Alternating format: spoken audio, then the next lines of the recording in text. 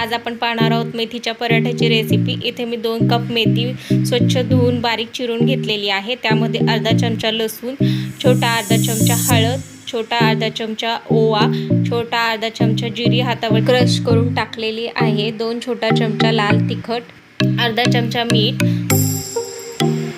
2 वाटी गव्हाचं पीठ, पाव वाटी बेसन पीठ। हे मिश्रण पाणी घालून मिक्स करून छान मळून घेऊया। त्यानंतर 15 मिनिटांसाठी झाकून ठेवूयात। 15 मिनिटांनंतर पीठ चांगले फुगलेले आहे। त्यानंतर आपण 1 चमचा तेल ओतून मऊ करून घेऊया। पराठे लाटून घेतलेले आहेत। त्यानंतर तवा गरम झाल्यानंतर तूप लावून भाजून घेऊया। नंतर तूप लावून दुसऱ्या बाजूने पण छान भाजून घ्यायचे आहे।